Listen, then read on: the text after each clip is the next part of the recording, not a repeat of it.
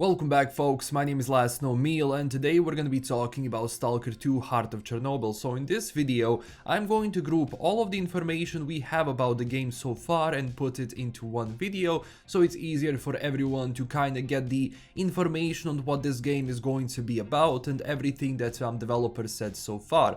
So without further wasting your time, let's get into the video.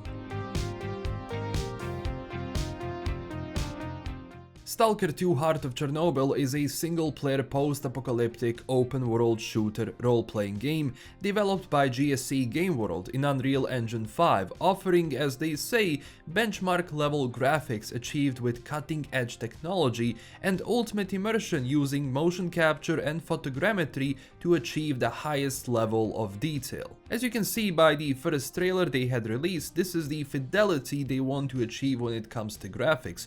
Now, will they do it? Well, that's something we have to wait until the release comes or, well, new gameplay and trailers. Stalker 2's story is set after the events of the previous games, and since I don't want to spoil the ending in case you haven't played the previous titles, which I recommend you do, we will be going back again into the zone, but this time with another character called Skiff. We don't know much about him. Some are speculating he is the Stalker who originally in the intro cutscene saved Strelok, but so far that's only fan fiction. Now, Stalker 2 is going to feature an open world map, meaning you will be able to move around freely across the zone, interacting with various factions like Duty, Freedom, Bandits, Monolith, Mercenaries, and more. The developers are keeping a secret so far. Since years have passed, since the previous games, obviously new players and factions have stepped into the zone with their own agendas and plans. This is different from previous games because even though Stalker was always open world in a sense and it allowed you to move freely around the map, it was still separated as different parts with a loading screen in between, which is basically what had to be done due to technical limitations at the time. But it seems that that's coming to an end with a fully open world. Developers are also introducing A-Life Simulator 2, which is the brand new updated version of the previous A-Life 1, which really made the zone feel alive. For new players, this simulator allowed the beasts as well as people in the zone to have a life. In a sense, they were always on the move, exploring, eating, doing stuff. Animals group in packs and move around the entire map, ultimately making every encounter different because you won't know what awaits you in the same place you visited last time because of that, because beasts and people move around. A-Life was actually very impressive tech, and I'm keen on seeing how they improve it, but generally it should make the zone change with or without, our presence or decisions. Now, speaking of decisions, developers are promising that we as a player will be making a lot of them through the game, and our actions will determine the outcome of everything, including the entire zone, people in the zone, and factions we work with or work against. There will be a fully working faction system, meaning you will choose with whom you work with, but joining one faction means their enemy now becomes your enemy and you will be shot on sight, obviously wearing the armor of your faction.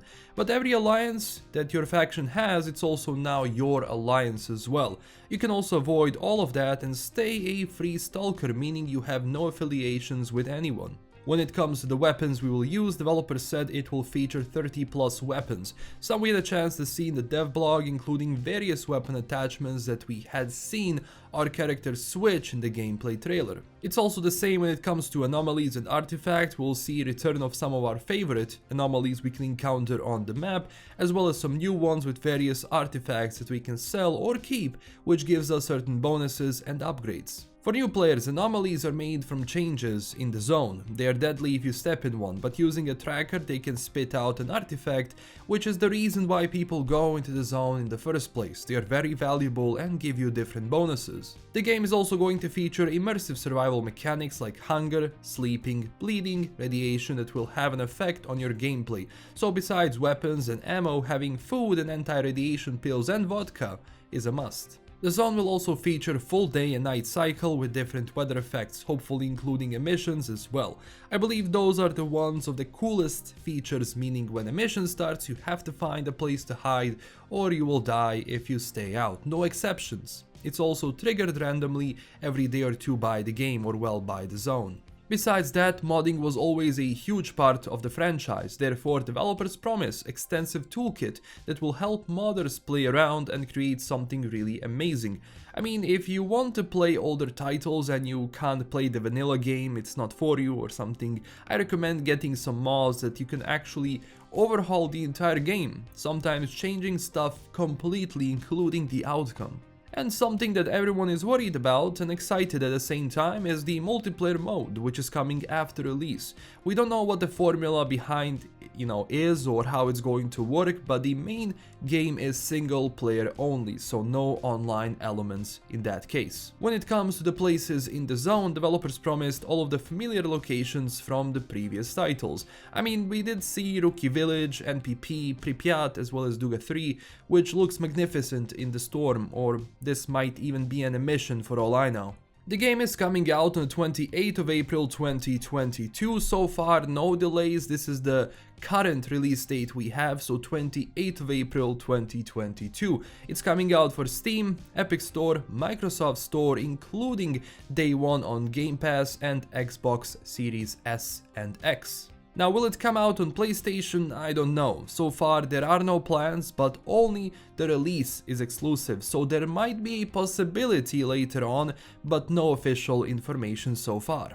There are also 3 digital versions you can get for the game. Keep in mind, you can also get physical versions for the game on retail. It's currently being available in some countries, but they're obviously extending that. But when it comes to the digital versions of the game, you can get the standard edition for $59.99, then the deluxe edition for $79.99, offering bonuses for Steam, digital content, art books, soundtrack, and costumes and weapon skins.